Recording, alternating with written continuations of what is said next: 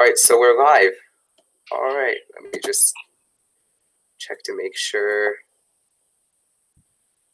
on my computer. All right, great. All right, so we're live.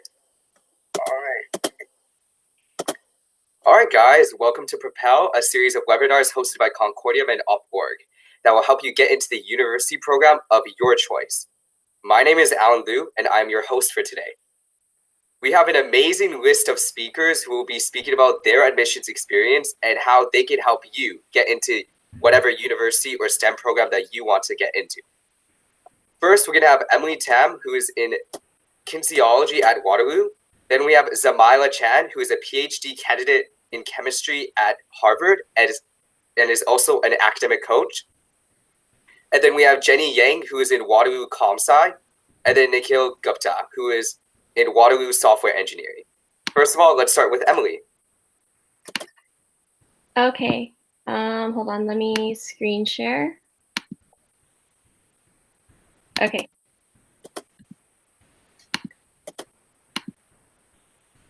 Okay, so this is kind of my life in the kinesiology program.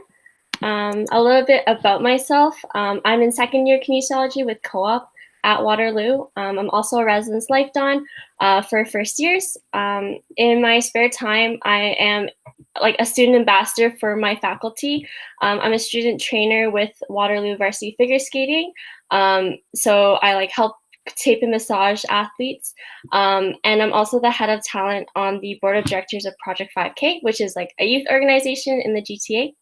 And I also like to play dodgeball and bake. So if you guys want to contact me after this presentation, feel free to contact me on like Facebook, Instagram, LinkedIn, email, all those things. And if you're interested in why I chose kinesiology specifically, which I won't be covering in this presentation, I do have a student profile on the Waterloo website that you can check out. So a lot of people ask me what kinesiology is.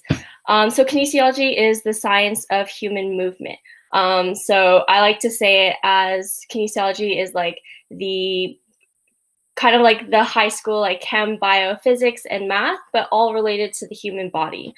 And specifically, kinesiology at Waterloo is focused on neuroscience, physiology, and biomechanics as it relates to the human body. And so when you look at programs that you apply to from different universities, they are pretty different. So some offer a degree in science, so bachelor's of science, whereas others are bachelor of arts or bachelor's of kin. So that kind of like tailors what kind of courses you'll have to take in your undergrad. And so you can kind of choose like what direction you want to go with kinesiology as well. So you could go more sciencey and more like things like science on like the cellular level, such as like a degree in science, or you could go more as like, you could take it the more of a social aspect and like social sciences of kinesiology, which is like Bachelor of Arts. Bachelor of Kin is also a little bit different. It's kind of like in between science and arts. And it's a really flexible program. So a lot of people after they graduate, they pursue like graduate school, or they might get their registered kinesiologist, which is a professional designation. Some people teach. It's really like a really flexible degree that you can pretty much do anything you want with it. A lot of people also ask if it's a good program if they want to take the route to med school. And my best advice would be to go visit the OMSA's website from OUAC, and it tells you like all the admission requirements for med school, and then that way you can like work your way backwards and see like what kind of requirements you need, and if there's like a really good program that would suit those needs and requirements for med school. But usually, a lot of programs do satisfy requirements for med schools, like kinesiology, health sciences, life sciences. Usually it's more of the program that you're interested in. So like if you're interested in doing a degree in like just sciences, or like degree relating to like the human body, or like health, like a health focus, and you'll do the best in a program that you're really interested in. So kind of just go with the program you're more interested in, and then you will get like the high marks and the requirements you need for med school from that. So specifically, the admission requirements for kinesiology, you need 12U advanced functions, chemistry, and then 1 of bio or physics, but both are recommended courses.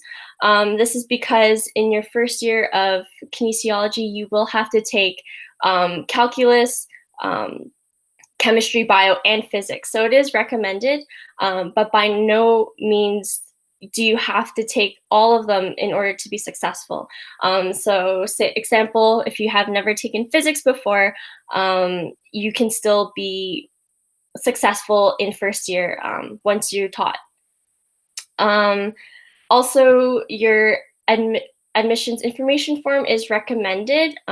Admissions, I know that admissions for kinesiology at Waterloo specifically is mostly marks-based, but when it comes down to it, they will look at your AIF, and it is useful because you're automatically considered for scholarships that they'll consider you for.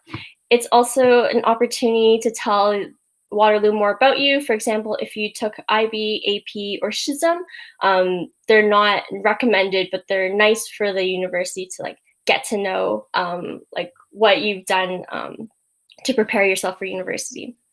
The admission averages, so regular is low 80s and co-op is mid 80s. There's no like specific cutoff average. It's mainly based on like the pool of applicants for that specific academic year. And admissions are made on a rolling basis, which means that once they have enough information about you, they'll make a decision. If they don't have enough information about you, they won't make a decision yet. So that means that, like, say you've taken a couple grade 12 courses already, you might be more likely to get an early offer because they see that you've already had some of the marks and requirements that they're already looking for. Doesn't mean that you're a stronger or weaker applicant than any of the other applicants. So if you have, like for example, if you haven't taken chemistry and bio until like second semester grade 12, you might expect to see, get your admission a little later because they're waiting on second semester midterm marks, just to get like a better overall picture of you. So some sample courses you'll take in first year would be like your bio, chem, math, physics. So kind of similar and kind of overlapping with high school material, but also like still pretty, some of the content is still fairly new. And it's basically to like give you a foundation for like upper years so that everyone is kind of on the same page as like how much they know about cell biology, for example. And then you have like some kinesiology courses, such as like human anatomy and human nutrition in first year. But you'll mainly be getting into like the more like intense kin courses in second year. So the first and second year courses are all required for Waterloo kinesiology. So after that, in third and fourth year, you have complete freedom of what you want to specialize in. So you could specialize in, for example, medical physiology or rehabilitation sciences, and that kind of helps you kind of focus on what you are really interested in, and so you're able to take more courses relating to your interests. There's also a lot of practical experience that you get through this program. You have a lot of experience in your labs. Things like you'll study human cadavers, you'll learn how to take blood pressure correctly, examine physiological responses to exercise, that kind of thing. And so it's really useful when like you're applying for summer jobs, co-op, and like volunteering professors' labs could help you get involved with the professor's research if like you're really interested, and it's kind of like a way to like get your foot in the door. Yeah. And in total, that kind of sums up to 17 to 22 hours of lectures and labs and tutorials per week. So it's definitely manageable. You'll definitely have a lot of time to yourself to study and kind of like do what you want and like kind of discover different things. So it's definitely like a very flexible and like manageable program as well. So co-op, I am in the co-op program. It's the opportunity to gain up to 2 years of practical experience in your field. By no means, if you go through like the regular program, doesn't mean that you can't get the same kind of practical experience. It's just that there's like a specific sequence. So you can see here, there's like a specific sequence when you're on school and co-op, and it pretty much alternates between school and co-op. So it is something to factor in because the degree is a little longer. It's a 5-year degree program instead of 4 years. It's also different from other schools, as you might have heard. It's not a placement, so they won't give you a job. You have to find your own job. So you go through like the own application process. You apply for the jobs you like through the Waterloo database. If the employer kind of likes what they see, they'll interview you, and then you'll go through a rank and matching process in order to be matched with a job. So it is kind of like finding a job on your own, but Waterloo does help you along the way. There's like professional development courses, and they help you like critique your resume and like give you mock interviews. So they do help you along the way and help you through the process of finding your job.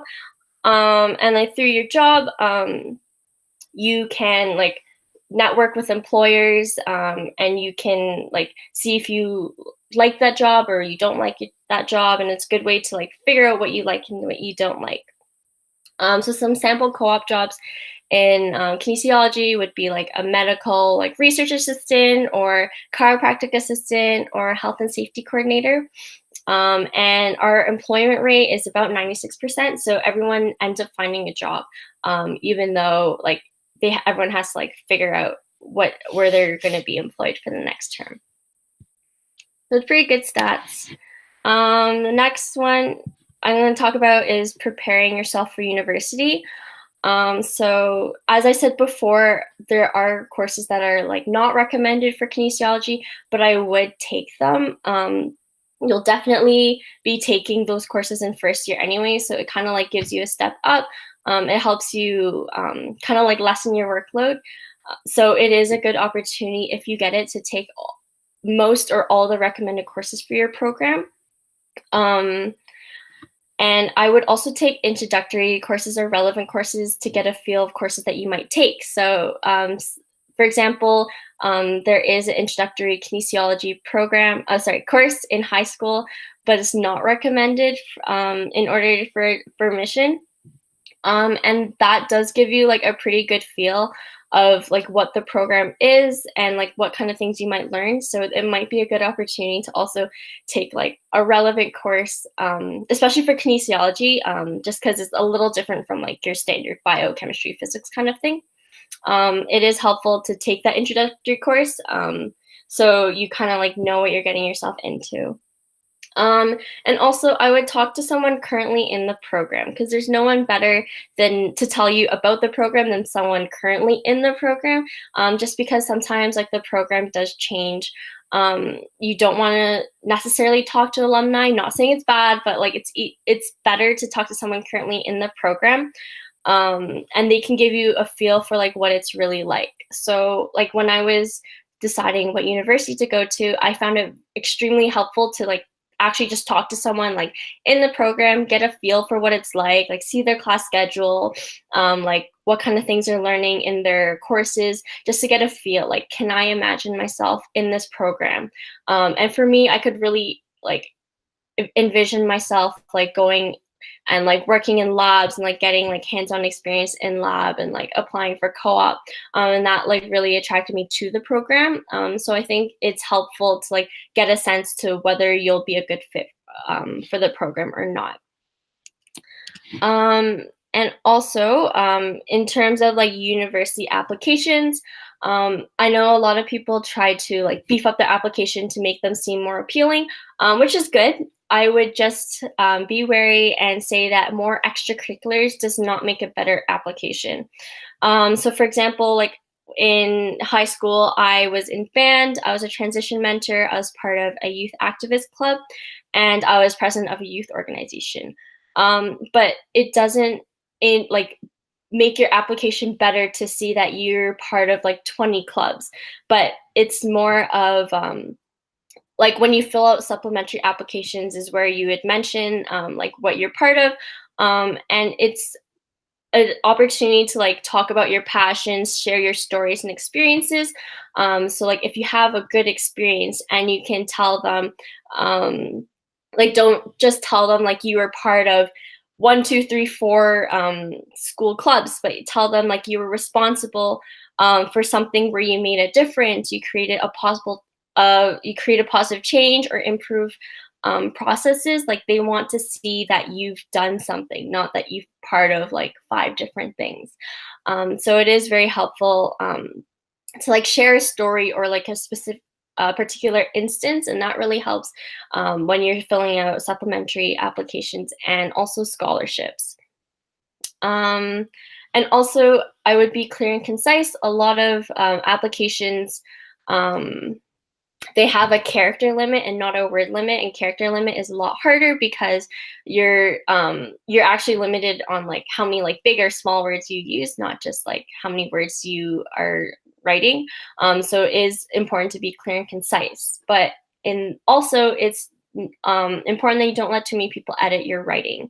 You should trust yourself and your writing, and I would not trust too many other people, because when too many people edit, I'm sure like you might have experienced it before, you'll just keep changing the same things over and over, or like people will have like different opinions about like, should the comma go here, or should you like change the sentence another way?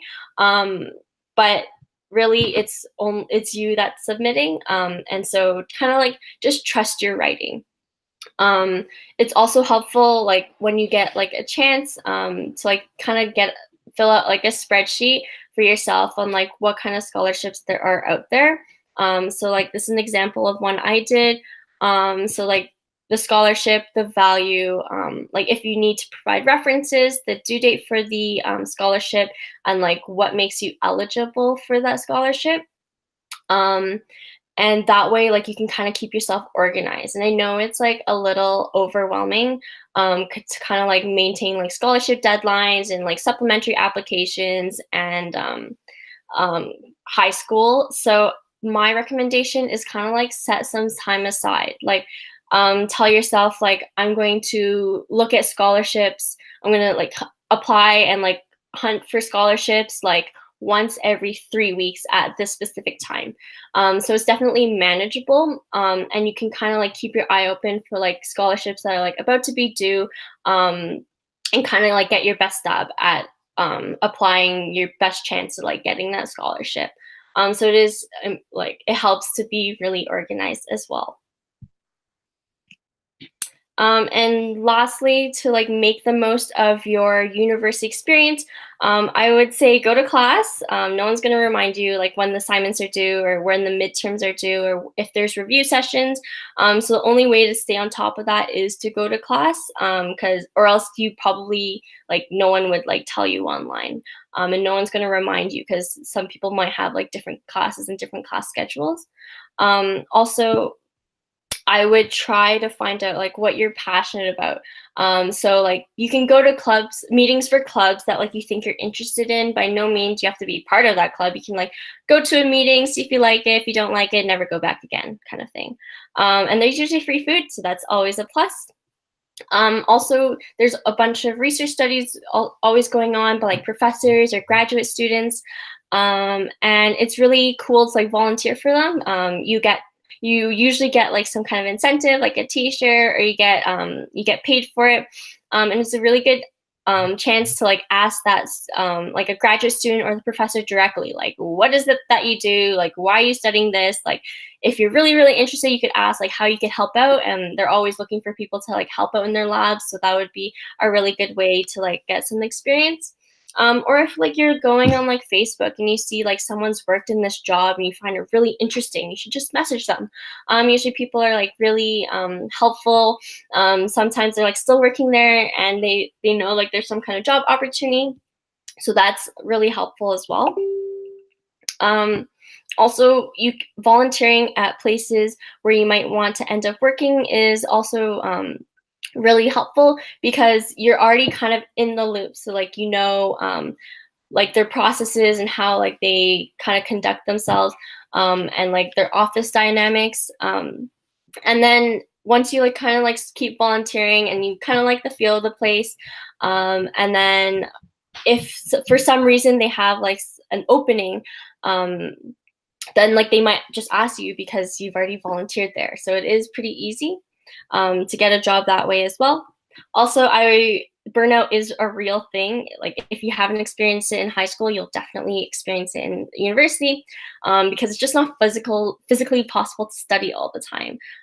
There's no way you're always going to be maximally productive all the time, and at some point you will burn out. So it's important to take breaks, kind of like have like a balanced lifestyle, like get active. You need to like eat and sleep properly as well, and it'll help you study better as well. And also last thing is to make time to do what you enjoy, not find, because you'll never find like, oh, you just have nothing to do for an entire day. You have to make time to like go swimming or like try out some like cool cafes in downtown. So you have to make time for it because time really does fly in university. So that's the end of my presentation. Thank you for listening. I've put my Facebook, Instagram, LinkedIn, email down. If you guys want to contact me after, I'd love to answer your questions, even about like general science science programs at Waterloo. I can answer as well. And a lot of the admission stuff that I was talking about earlier is like true. The admission process is different for every faculty. As you might have heard like other things about like other universities or other faculties, it is like true to what the admission process is like. So yeah, if you guys have any questions, let me know now or later. And yeah, thank you for listening to my presentation. All right, so thank you, Emily. We actually have two questions that came in earlier. So the first one was specifically for your program. So the question is, how do you find the kin program at Waterloo? What made you pick Waterloo kin rather than other kinesiology programs? And what type of courses do you take? Are they more hands-on or more lecture-based? Okay, so I'll let you know the other kinesiology programs I was considering was kinesiology at UofT, McMaster, and Waterloo.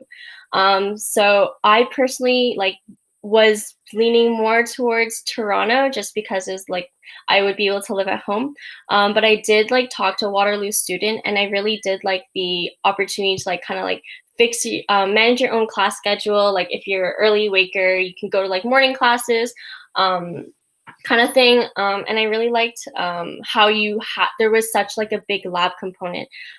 So like almost every kin course you'll take has a lab component, and you get to like, it's a smaller like space. Like there's only 20 students, and you get to like throw someone on the bike and like figure out like what happens when they exercise like in a specific way, what happens to your heart rate, blood pressure, and it's really easy to like physically see that and physically experience it yourself. So I thought that was really appealing to my program.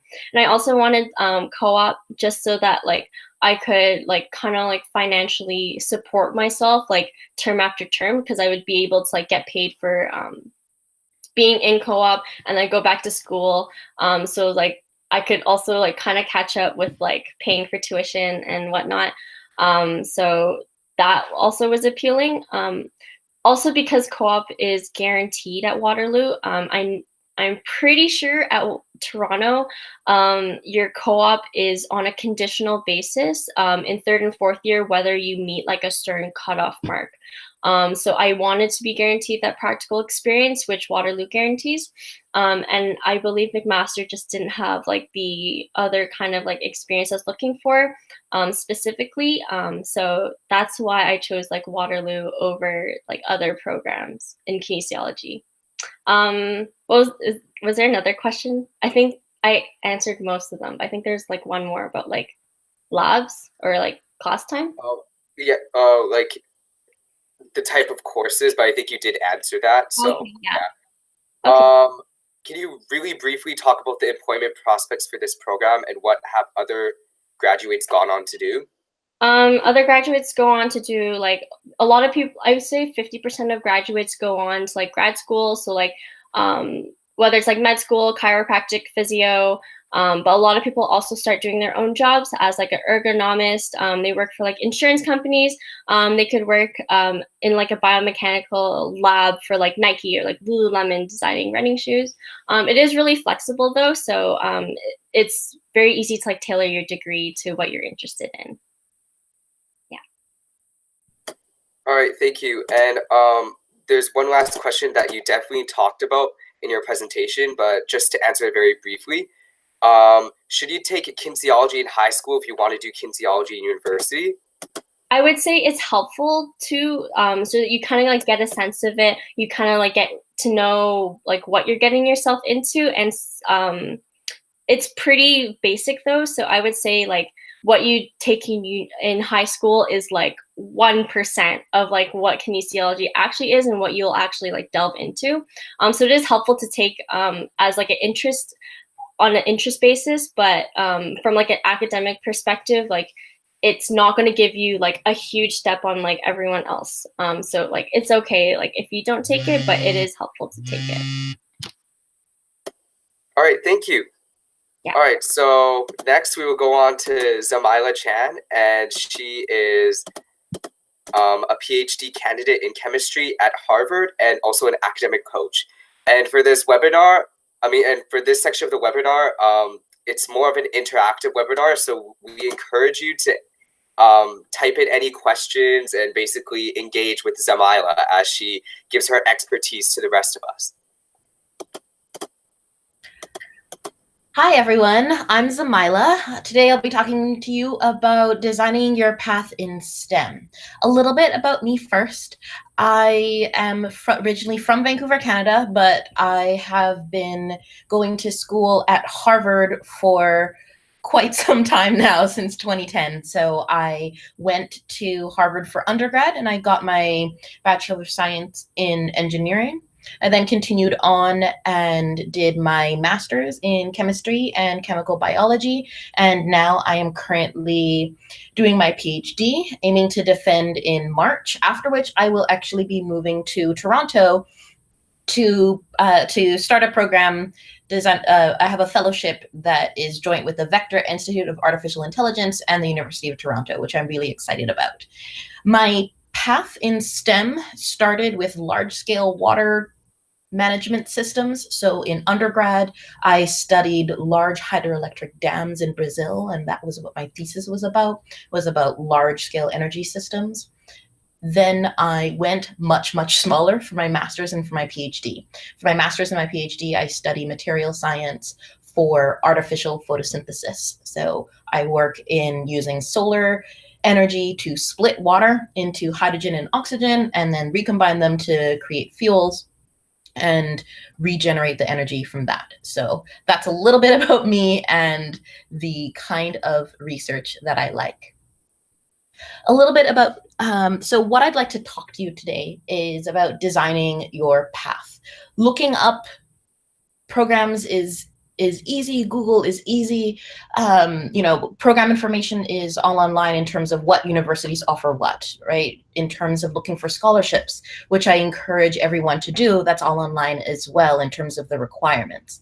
So what I'd like to do in interest of efficiency is to talk about the strategies when you're looking, when you're deciding, when you're forming your path.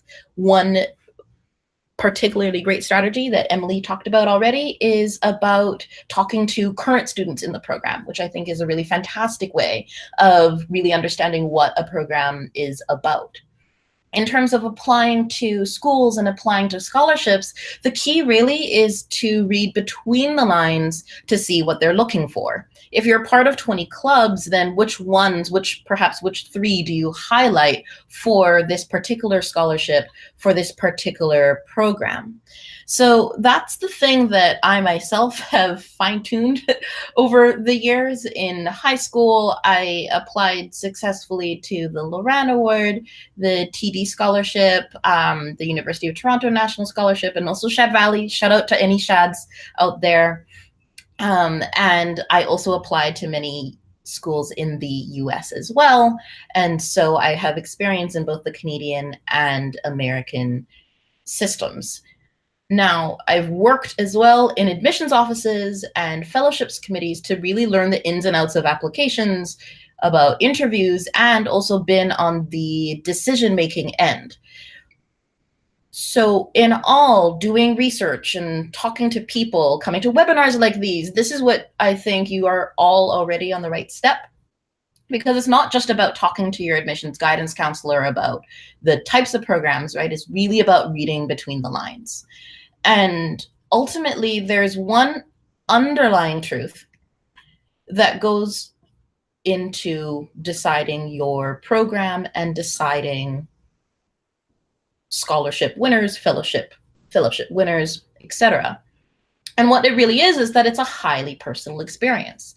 There really is no one application fits all, just as no shirt is a one size fits all. And this makes sense, right? Just as every individual is unique, then your fit in any program is unique. And so I have been coaching. I've coached successful Rhodes applicants, other students who have been applying to university, and really we've had the most success when we tailor applications for each program. Now, sometimes the panic is, well, which program do I actually apply to? Now, I myself have actually jumped quite a lot between fields. I've gone from engineering and computer, like I mainly did engineering and computer science in my undergrad, to a chemistry and physics-based program, and now I'm going to a chemistry and computer science-based program after I graduate from my PhD. So I have been jumping in between fields, but I don't want anyone to be scared of that. In fact, it's starting to be recognized as the future of science to be jumping like this. It is a hard choice, but it is absolutely doable, and I'm always happy to talk about that and coach people through that. So as you decide which program, it's very important to align yourself with a program that matches, that is a good fit for you, that matches your interests and matches what you want to do afterwards. But also I want you to make sure that you aren't too scared that you are at 16, 17, 18, 19, deciding what you're going to do for the rest of your life. So definitely important to find a program that's a good fit, but also it's not set in stone, and switching fields will be okay. Even though I have gone to Harvard for 9 years, I am not here to tell you which school is better than the other. Over 10 years, I've seen many different programs, many of which I thought that I would fit into. And the same goes for you. There's going to be so many different programs that you're a good fit for. And so I would definitely advise you to narrow that down. Narrow that down to who you as a student are. Get onto the university websites. Again, Google is easy, right? Read about their programs. And then from there, start contacting people. Start contacting like student ambassadors for whichever major, whatever program you're in. And after reading that, after getting more information, start narrowing it down. Make a spreadsheet, look at your, making a decision matrix, and we can go from there. Now, I have taught at the college level as a teaching fellow, as a teaching assistant, and as well as a one-on-one tutor. I definitely advise, number one, to take advantage of the resources that are at your university. You are paying really great money, a lot of money for tuition, and that includes not just classes, but also office hours. I cannot understate the importance of getting face-to-face time with your professor, with the teaching staff for the course. That is quite honestly how a lot of opportunities are also made, not only for your course, but beyond that.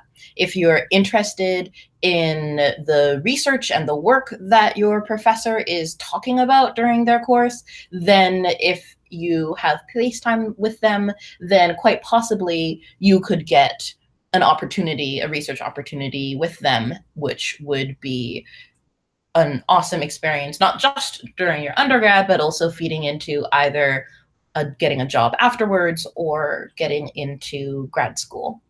So I would definitely recommend going to class, going to office hours, getting that face-to-face time. Office hours are meant to be, they are meant to be offered.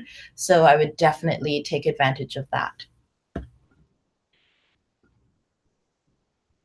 So another thing that I want to talk about is a lot of people talk about a particular formula to get in.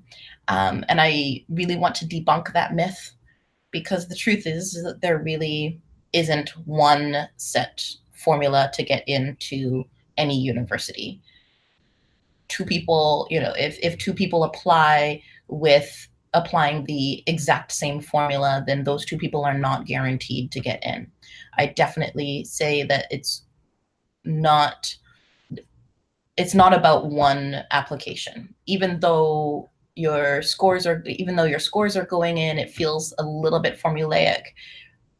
It's really important to try and preserve the essence of who you are and try to have that show in the application in who you and where you are applying to. For instance, a lot of scholarship apps have an essay component. And I would say that even if the prompt is the same for the essay component, the essay should not be the same when you write it. So it's important to develop the skill of how to read the prompts for those scholarships or other programs that you're applying to, and understand how to tailor and show the side of you that will fit best with that particular program. I would say that, for instance, if it is specific to a school, then speaking to, say, just the administrator for the program that you're interested in isn't enough. I would go one step further, go as far to reach out to professors, to reach out to graduate students within that program, to show that you really have done your research about who you might potentially want to work with and why you were specifically interested in that program. Schools are incredibly large. And so when it comes to the question of why you want to apply to a particular school, it's great to have larger scale answers to those questions, as well as smaller scale answers. For instance, on the large scale, you might like the location and the feel of the university, but on the small scale as well, perhaps there is a particular co-op program or a research program that you're really interested in, and so that would be a really great thing to include. Now, I am an academic coach, and so I just wanted to address quickly what that means. A lot of people say an academic coach, what is that? And so I'd say that as every athlete has a coach, as every artist has an agent,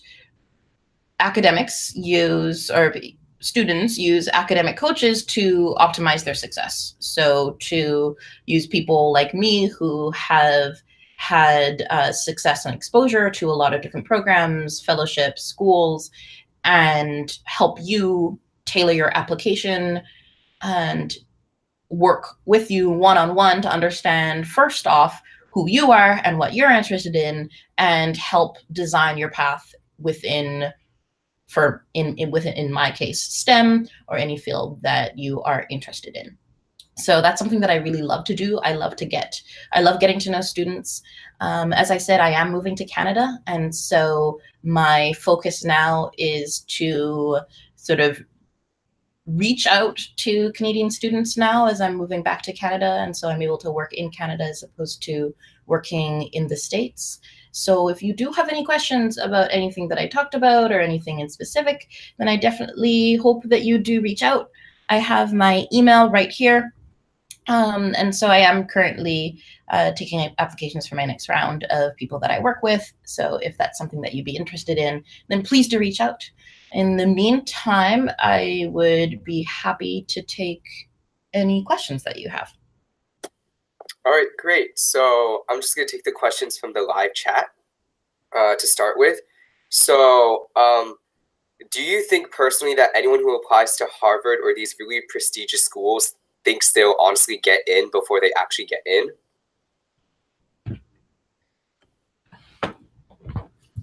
I would say that there's no when you apply, there's no guarantee that you will get in.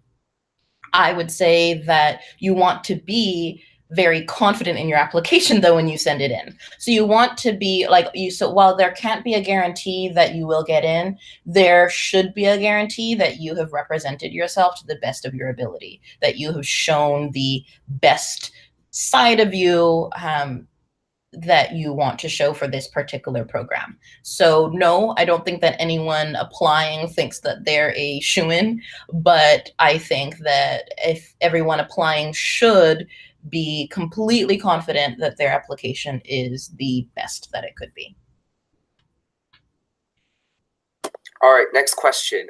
So obviously these undergraduate and graduate programs are very rigorous. And so how do you deal with times that you feel down or otherwise you're not optimized to be the best you can be in this program?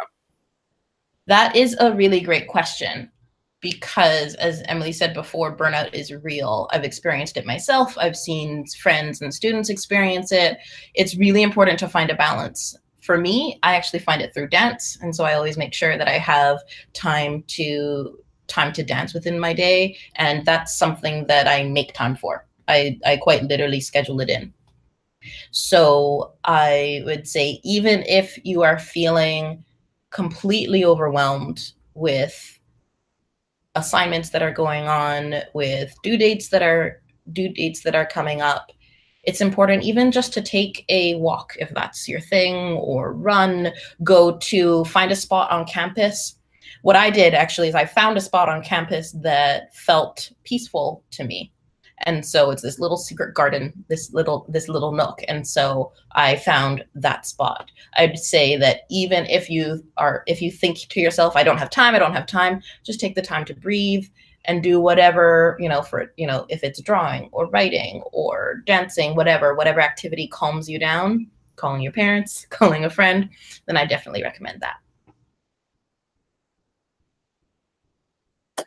All right, so the third question is, how do you deal with the transition from being in Canada to moving to the US? That's a great question. And actually, that's something that I was quite nervous about because I had lived in Vancouver all my life. Moving to Harvard was very different than moving to any other city in the States, because Harvard and Cambridge, which is a suburb of Boston, is full of schools. And so it's actually a very international city. So it really felt like a multicultural, diverse microcosm within a larger city. I'd say that definitely there are a lot of things to get adjusted to, but also just simply going to university, even if it's in the same city, involves an adjustment. So I would say definitely the biggest thing that I learned, the biggest thing that I had to adjust to, was just interacting with people, just different types of people that I had never interacted with before. So that was definitely the largest adjustment, but not really specific to the States, more specific to just broadening your horizons and growing up and meeting more people. All right, that's great. So one of the questions is, how could you find an academic coach? Do you need to pay for one generally? So it is a service. So it is something that is that like clients do pay for. In terms of finding one, aside from coming to webinars like these and meeting academic coaches such as myself, then typically through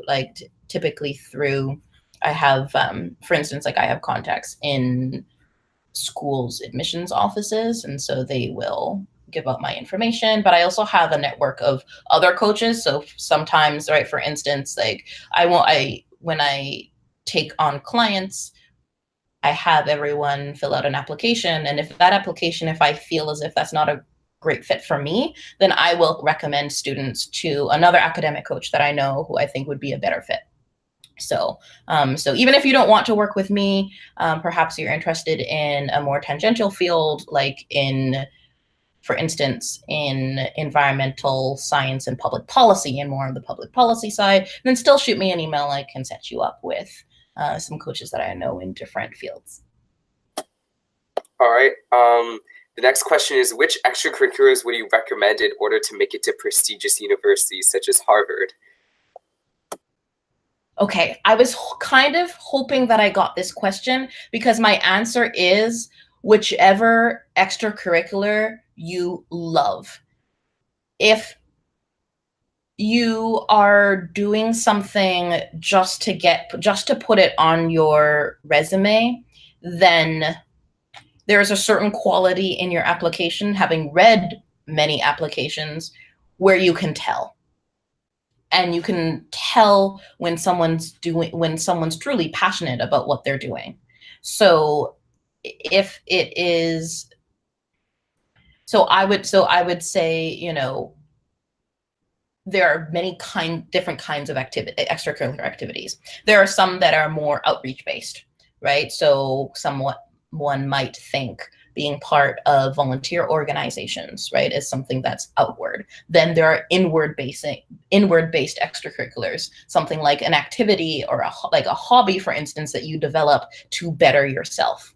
So I definitely think that, and those are just two examples of something outward, something inward. So I would say that having a balance of those kinds of activities is important, and that's something that I work with, right? Basically trying to get to know clients, be like, what are you interested in? And from there, tailoring based on you, how best to package things so that you have a diversity of interests, a variety of interests, but still staying genuine to who you are. That's definitely the most important thing. Don't do something just because you think it'll look good on a resume, because I guarantee you it won't. You want to put your best foot forward, and that foot can only be your own. All right. So the next, we have a lot of questions.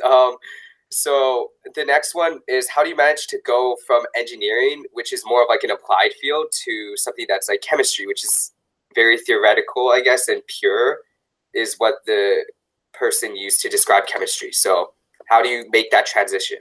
That's a great question, and it definitely was difficult, but it actually was from the advice of an academic coach of my own. So just as I coach, I also have one.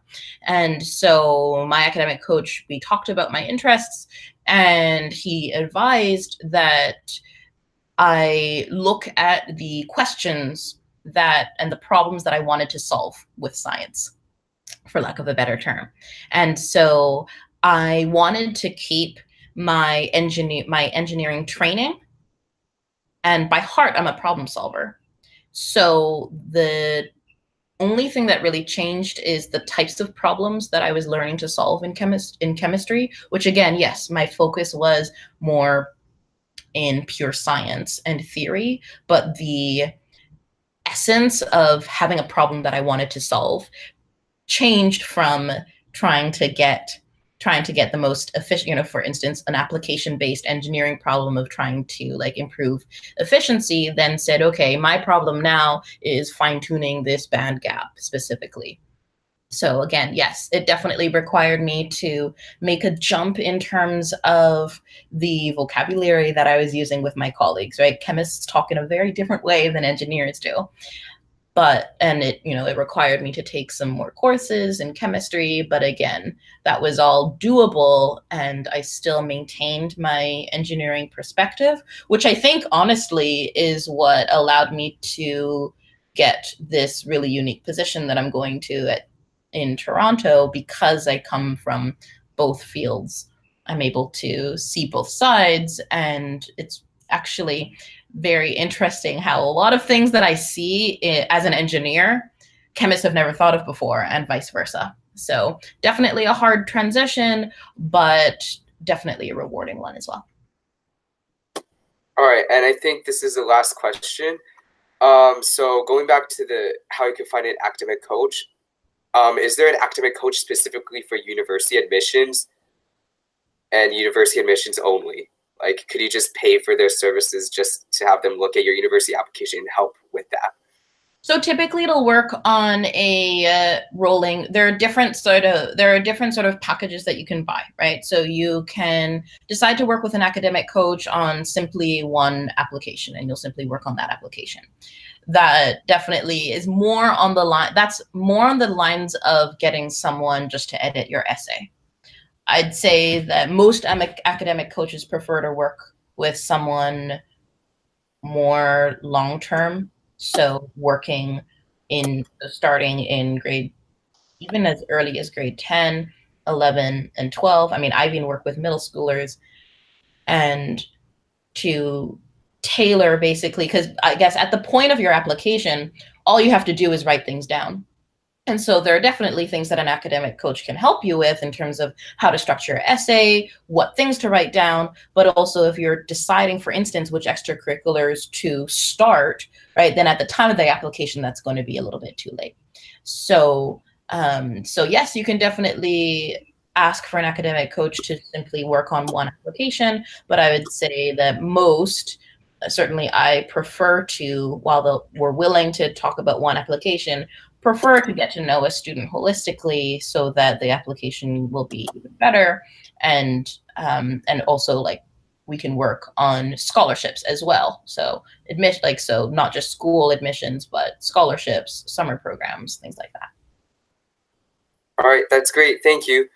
Let me check if there are any more questions. I think that's it. So thank you for your time. Thank you so much. Yeah, thank you. Yeah, now we will be going on to Jenny, who will be speaking about Waterloo's ComSci program and how she got in.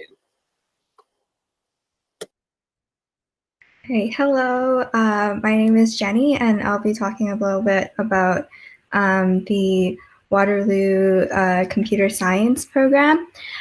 So a little bit about myself.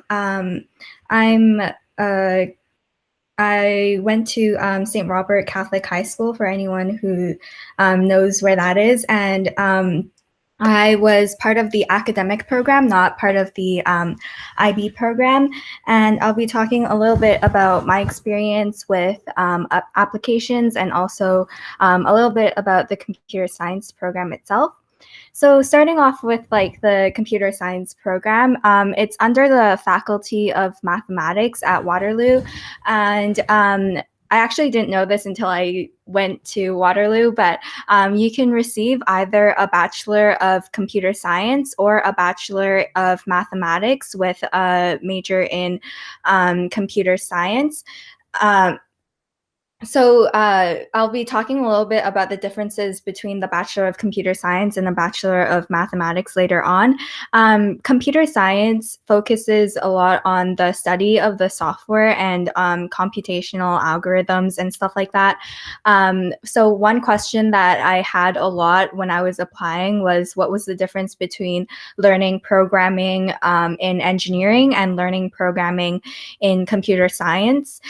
So in computer science, let's say there's a problem where it's like A plus B equals C.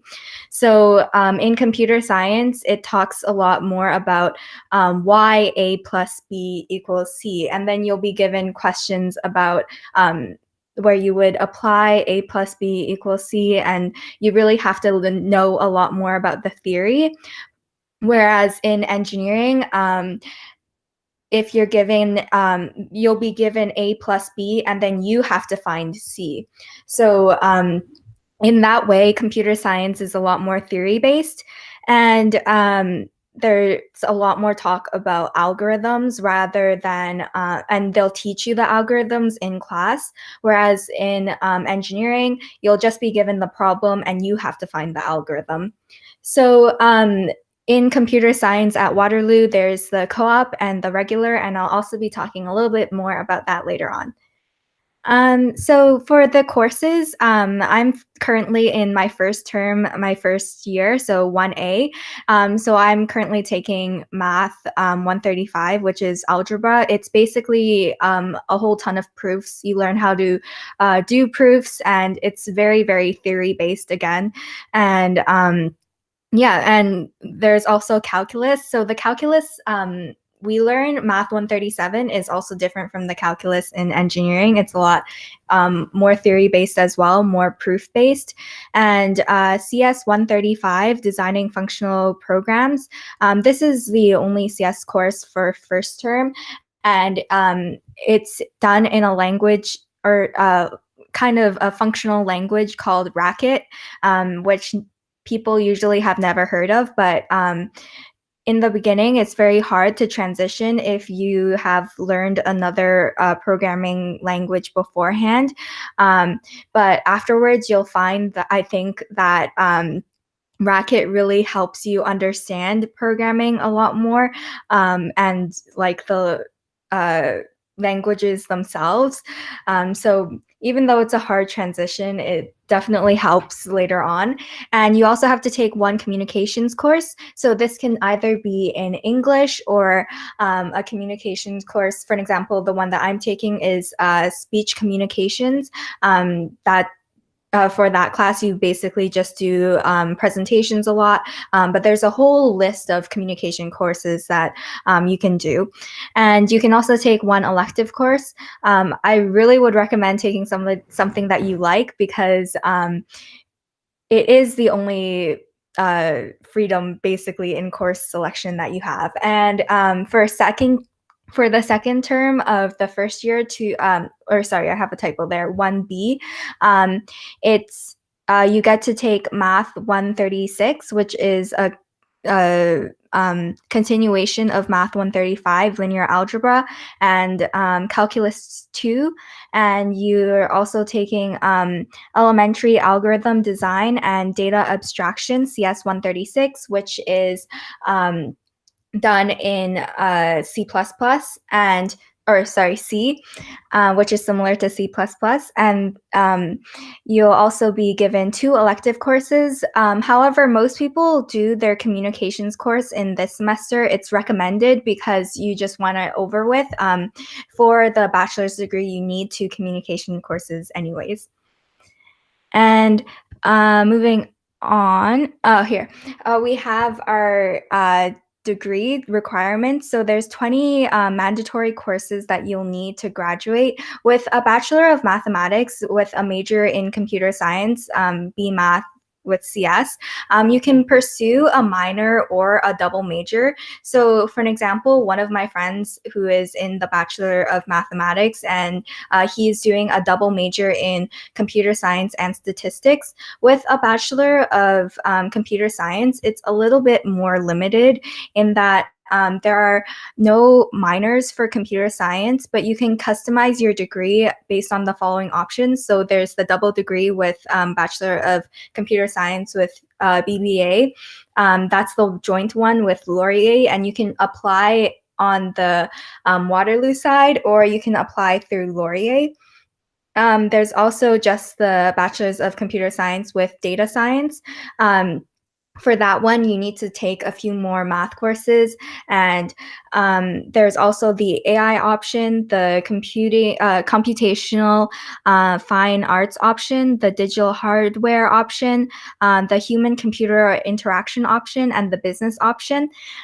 So for all of these options, you have to you're required to do something called breadth and depth, which is unique basically to the computer science program, where you have to do 1 credit from humanities, which can be like some examples include French and communications, and 1 credit from the social sciences, so philosophy and economics, and 0.5 credits for the pure and applied sciences. So that's like earth sciences and chemistry, and you also need 0.5 credit units for the pure sciences, so that's physics, chemistry, etc. And for one of these courses, you need to take this in depth, which means that you need to either take 3 courses, so 1.5 units in the same subject, with at least 1 course in the 3rd year level. So for an example, you can take first year microeconomics, then 2nd year microeconomics, and then 3rd year microeconomics, or you can take 3 courses, 1.5 units, with the same subject, forming a prerequisite chain of 3. So for an example, you can take 3 different first year economic courses to make up your depth. And I recommend that everyone check out that link below for the checklists, and it outlines everything, all the options that I mentioned before, and yeah. So for the computer science program at Waterloo, there is the co-op option and the regular option. Academically speaking, the 2 are the same. I'm in the co-op option, so I'll be talking a little bit more about that. So for co-op, the students get 6 work terms, and out of those 6 work terms, you must have a co-op for 5 of the work terms. Otherwise, unfortunately, you'll be like kicked out of the co-op program. And so for the co-op program, this is the table there shows the sequences that you can be in. So for sequence A, basically there's 2, everyone basically starts off with 2 terms, 2 study terms, and then for sequence A, you go on and off alternating. For sequence B, the one that I'm in, you get 2 work terms, 2 study terms, 1 work term, 2 study terms, and then it alternates, and then you get 2 work terms at the end. For sequence C, it's a little bit different. So you get 2 terms, and then you get of study, and then you get 1 term off, in which you basically don't need to do co-op and you don't need to do school. It's just like a totally free summer. And then you alternate between work and school again. And then at the end here, you get 2 work terms. And then for sequence D, you also graduate, unfortunately, 1 term later than everyone else. For sequence D, you get 3 study terms in a row, and then 1 work term, and then it alternates again, and then there's 2 work terms at the end. So some benefits of each of them. For sequence A, the benefit is that there's like more continuity, I guess, in that there's like some sort of pattern that you're following all the time. And it's definitely better, I think, towards those people who have a lot of programming knowledge and experience beforehand, because then you have a lot of things to put on your resume. And it's, from what I hear, it's a lot better that way, because you don't have as many study terms to prepare. For sequence B, the one that I'm in, one of the main reasons why I chose it was because of the 2 study terms for during the 2nd year that are back to back. I really like that because it would give me more time to prepare side projects and do resume checking and stuff like that. And it would also let me develop more academically speaking. So I would learn a lot more programming skills before doing my second work term. And for Sequence C, it's a similar, Sequence C and D, they're similar in that it gives you more study terms in the beginning, which is really helpful for those also who don't have a strong resume and don't have a lot of previous programming experience, because you get to prepare more for that during those study terms. And basically for co-op, you apply through Waterloo Works, or some of my friends from upper year also didn't apply through Waterloo Works and found their co-ops through either LinkedIn or other events that you can go. For an example, you can go to employee info sessions, and some of them that are hosted by Waterloo, and you can also go to different events that you can probably find on Facebook to find events that are that can help you find a co-op. But generally speaking, a lot of people, I think, in first year find their co-op through Waterloo Works. And then there are interviews. So there's like an intense 2 weeks of interviews from what I hear. And there's a lot of opportunities on campus for preparation, and then you get ranked and matched through Waterloo Works. Basically, you rank the employer, and then the employer also ranks you, and then based off of who has the higher rank, you're matched with the employer. And so that's for co-op. Now I'm sure a lot of people are wondering about applications. So I'm going to talk about my personal experience for applications. I think applications are different for everyone, and so it's really hard to say for how it went, generally speaking, because like I said, it's different for everyone. And for me, I went to St. Robert Catholic High School, and I was part of the academic program. So for me, since I was in Ontario, I applied through OUAC, which is the how Ontario students apply for Ontario universities. And here, OUAC gives the university the top 6 marks, your top 6 marks, including the required courses, which I'll cover later on. So the top 6 marks are automatically sent to the university. One of the questions I had while applying was whether or not you can choose the top 6 marks. Unfortunately, you can't, but it makes sense because they'll be giving your top 6 marks, and I'm sure everyone wants the universities to see the top 6 marks. And then afterwards, they'll allow you to write and submit your AIF.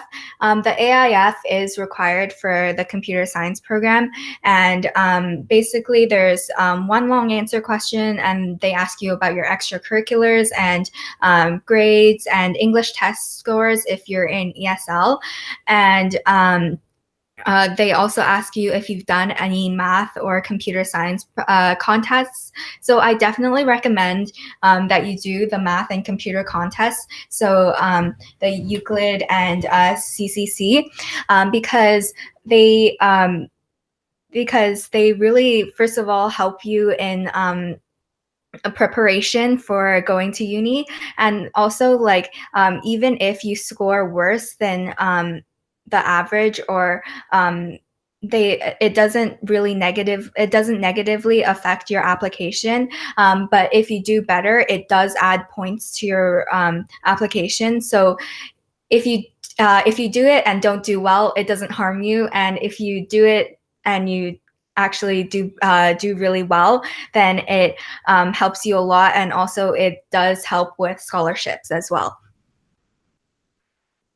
So for the required courses and marks, the required courses for Ontario students are advanced functions, calculus, and any grade 12 English course, and one other grade 12 4U course. So you can also take the, so for the other two courses in your top 6, they can be M courses. And the for marks, it's recommended that it's from your marks are at least in the low 90s. And for IB and AP students in Ontario, courses will be converted to the Ontario marks. For out of Ontario students, I'm not too sure because I haven't talked to a lot of out of Ontario students, but you can check out the link that is there. And there's also adjustment factors for marks. So basically, adjustment factors are what based historically on student performance of the applicant's high school. So for an example, I went to St. Robert Catholic High School, and I do believe we get a few adjustment marks. So basically they calculate how well each student did after coming to, or how much their marks dropped after coming to high school. And based off of that, they determine, they have a number of marks that are added to that student's marks from that high school. So for an example, generally St. Robert Catholic High School sends a lot of students to Waterloo. So this year, I think we have around 10 to 15 students in computer science. And so they would calculate the amount of the average that was dropped, how much your average dropped going from high school to university. And then based off of that, they have like an adjustment factor for that high school, and the adjustment factor is then added to the mark. So that basically helps the university because each high school gives marks a little bit differently, and so it helps the high school, it helps the university see how well the student would do after coming to Waterloo. And for the AIF, it's one short question about yourself, and like Emily said, it's also based off of character count. The character count is really low. It's around, from my memory, it was 900 characters, which is very, very less. And so basically, you want to be as concise as possible while making sure that you highlight all the points about yourself that you think make you unique. So one of the good advice that I got while applying for university was to talk about your passions, but not use the word passionate. So you want to be able to express your what you like and what like draws you towards that program without using the word passionate and using any type of word like that, because those words don't really show why you're passionate, or they don't really show your feelings as much. They just kind of, it's very, very bland.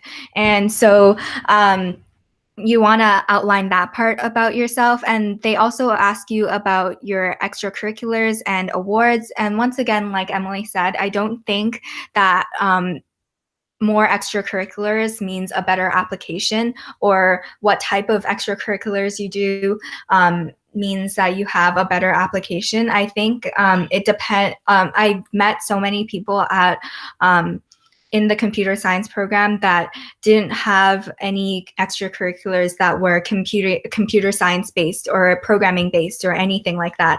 It's more, I think it's better to show that you have passions in, or like you are a well-rounded student, rather than to show to use extracurriculars that are catered towards the specific program that you want to apply for. And I also think that the short answer question about yourself and like how you describe yourself is a lot more important than the extracurriculars that you have. And also in the extracurricular portion, they ask you to outline some of the extracurriculars. This is optional, but I did it anyways. And I do recommend that you do it just because it shows why you're doing the extracurricular, and once again, showing your passions without just saying that you're passionate. So for me, I talked about the 3 main extracurriculars that I really liked. So one of them was SHAD. I'm also a SHAD. I also went to SHAD, and I really liked the experience. And I think I outlined a lot about the community and how much I liked the community there. And I think that really showed more of my personality, and I think that's really important when applying. And but once again, like there's no one way of applying or writing the AIF.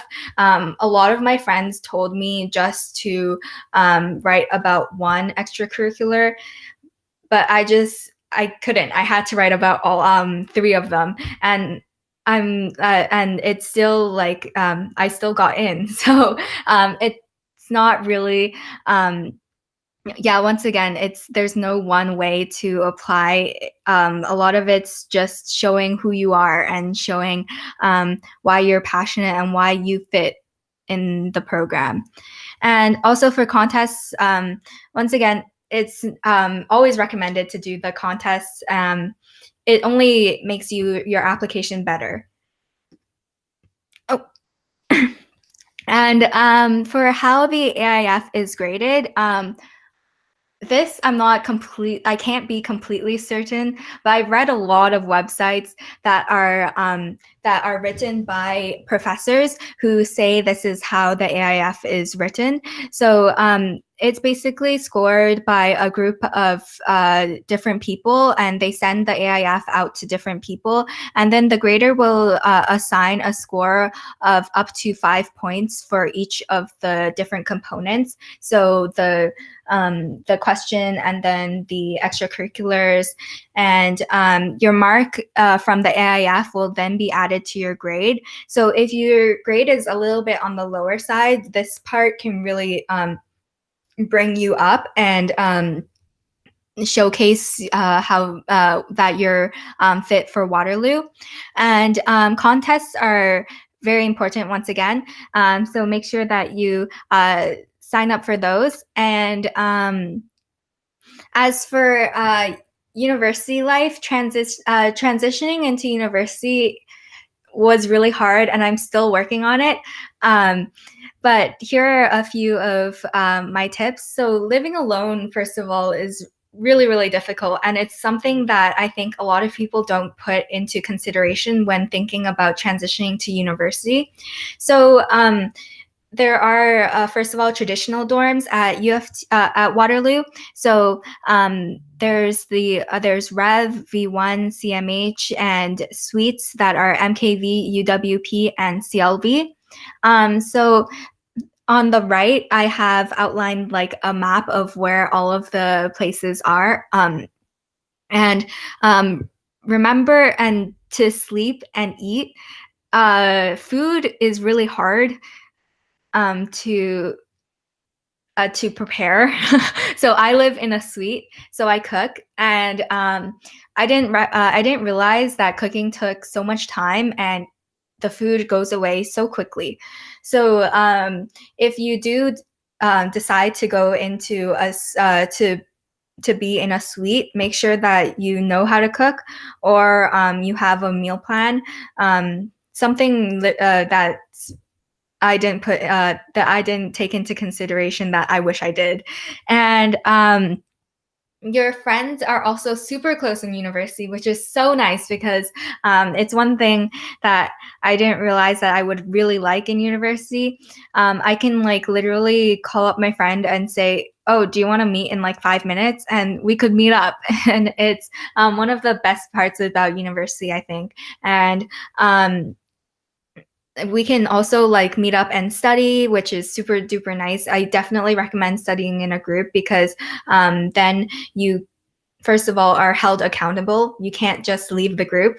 And second of all, it's a lot more fun and you can also teach each other, which is a great study thing that I like to do.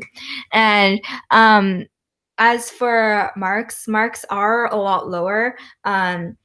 But I think a lot of people also expect it in university, and marks also don't matter as much because like for the few or when I've talked to upper years, they've always told me that or a lot of upper years have told me that marks don't matter as much when applying for co-op because the employer usually asks for a transcript just to show that you are in school rather than to see the marks. There are, I think, a few co-op places that care a lot more about marks, but there are a lot more.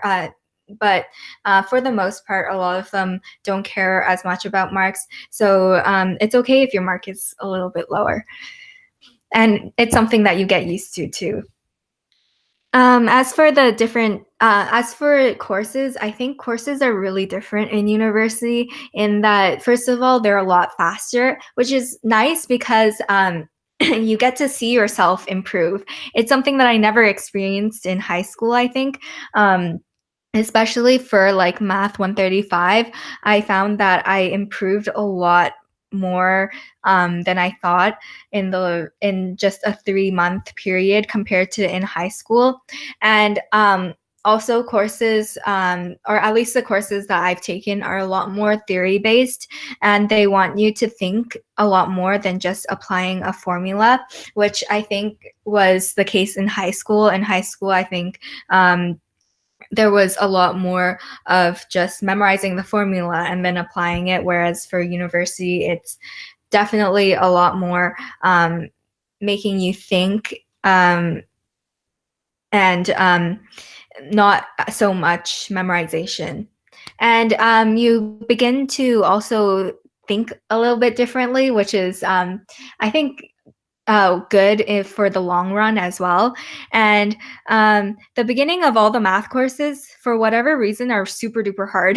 So for math 137 and Math 135 as well, I think from what I've heard, it's to scare you. So make sure you don't procrastinate in the beginning.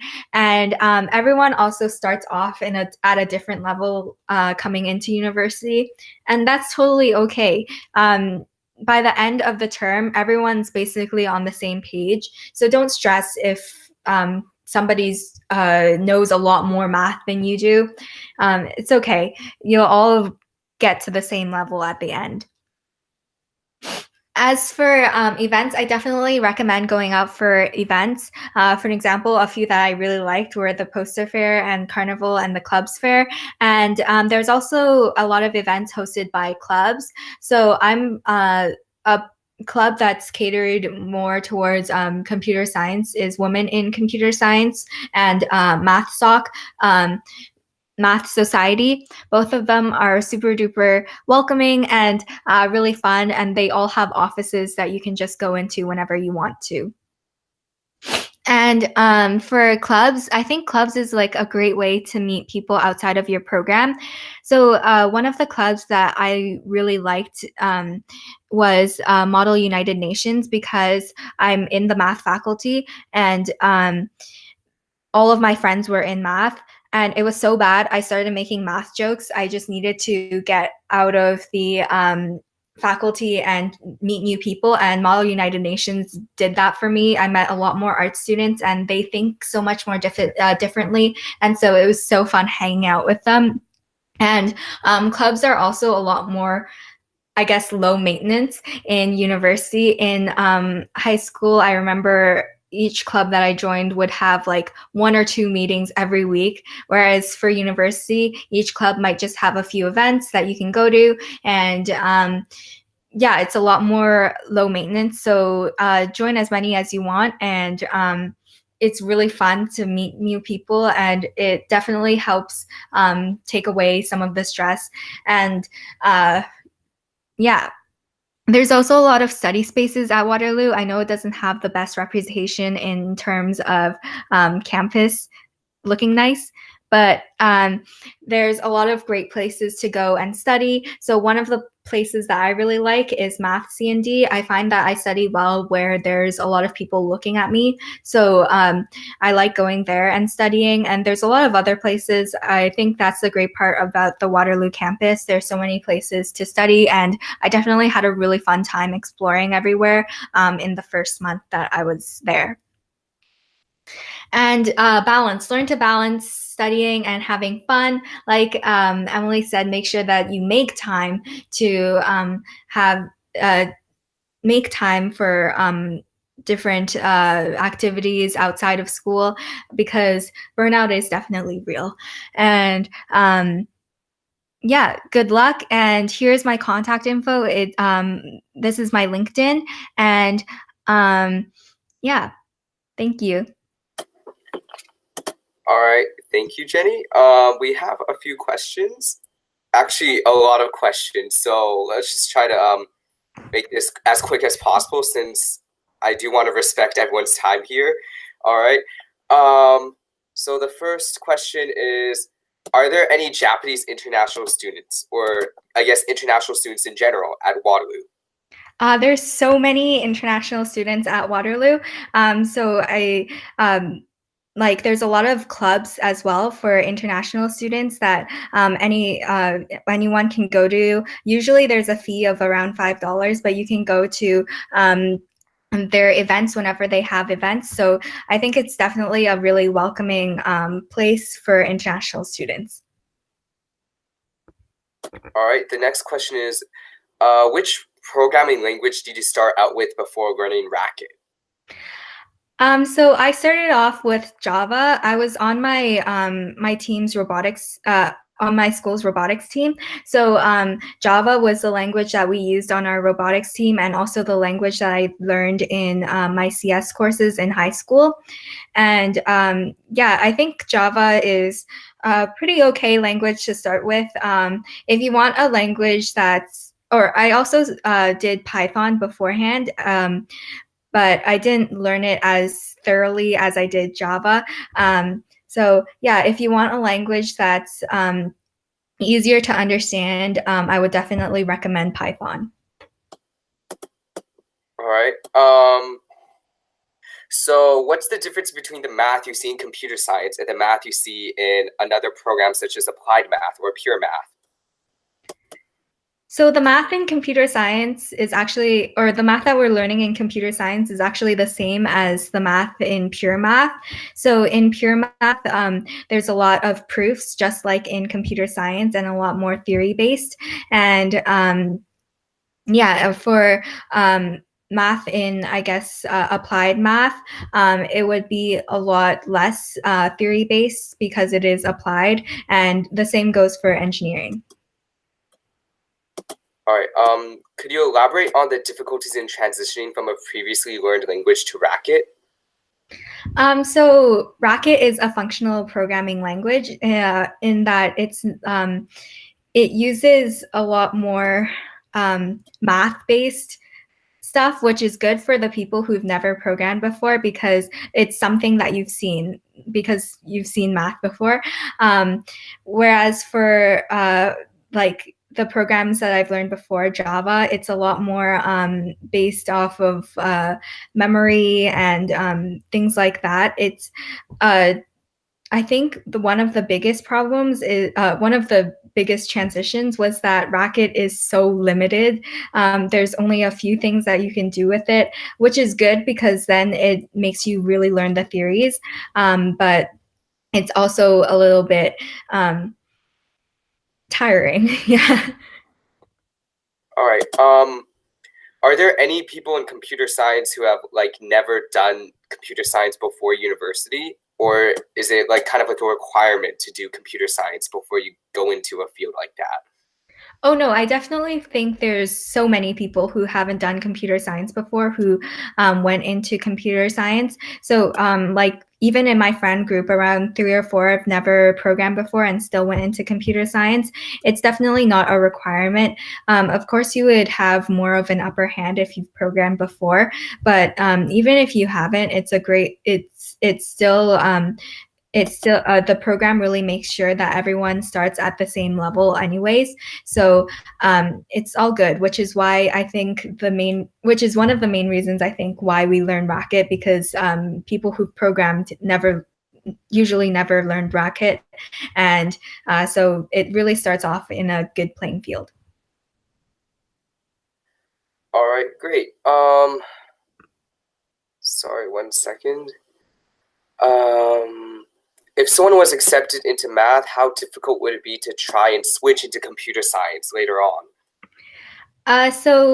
Switching to computer science, you would first have to be in the CS 135, which I think all math people can take. And if as long as you have programming background, and for a CS 135, I think you need an average of 80 to be able to switch into computer science. So an average of 80 is different for everyone. For one of my friends, for some people, it's really easy to get an average of 80 in CS 135, whereas for other people, it's really difficult. So it really depends. All right. The next question is, if I go to SHAD Waterloo, does that mean I get auto acceptance into Waterloo for uni? So I guess to reframe this question, does going to a program like SHAD at Waterloo enhance your ability to get into any program at Waterloo? So I definitely don't think it's a guarantee that you'll get into Waterloo if you go to SHAD at Waterloo, but I think it does give you an upper hand. A lot of my friends who did go to SHAD at Waterloo are at Waterloo now, but once again, it's not a guarantee, and nobody, and yeah, you can't guarantee something like that. All right. How much does mark inflation account for your overall average? So I think mark inflation, you can get an inflation of up to, or I think what the question is asking is adjustment. So mark adjustment can be up to 5% added to your mark, at least for from what I've heard. Yeah. All right. So could you elaborate on the SHAD program and how it helped you on getting into into Waterloo Comp Sci? So the SHAD program is basically a 1-month program in which you go to university and you kind of experience university life, and you create almost like a project that's STEM based and business based. And so I went to Dalhousie, and yeah, I think it helped with getting into I think it helped with getting into Waterloo because I really liked the program. So then I think they felt kind of my passion when I was writing about it in the AIF. I'm not really sure if it like just because you go to SHAD you're guaranteed at what spot in Waterloo. I think it helps if you're able to show that your experience at SHAD changed you as a person and helped you grow. I think that really helped with my application. All right. So another question is concerning friends and how can you make friends in university, and they're just worried about not having any friends. So could you elaborate on that? Yeah, definitely. So most of my close friends went to UofT for engineering, and it was one of the reasons why I was deliberating between Waterloo and UofT. But I think at Waterloo, like especially in the first week, everyone is just all trying to make friends. So it's really easy to make friends in the first week. And especially in computer science, there's a mix of people in math faculty, and you'll have a lot more friends in math faculty as well. And so there's definitely a lot of opportunities to make friends. And if you join clubs, it's also a great experience, and it really helps with making friends as well. And I think one of the harder parts of making friends in university is that there's so many people in your classes, and there's so many different people in your classes. So a really good advice that I would give is to make sure that you get your contact info, the contact info for the people that you meet right away, because you never know if you'll be sitting next to them the next time.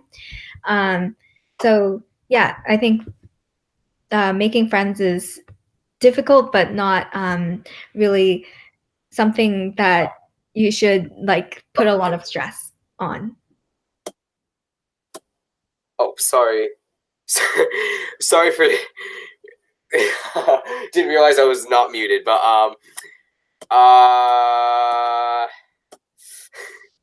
sorry, that was really unprofessional of me. I apologize.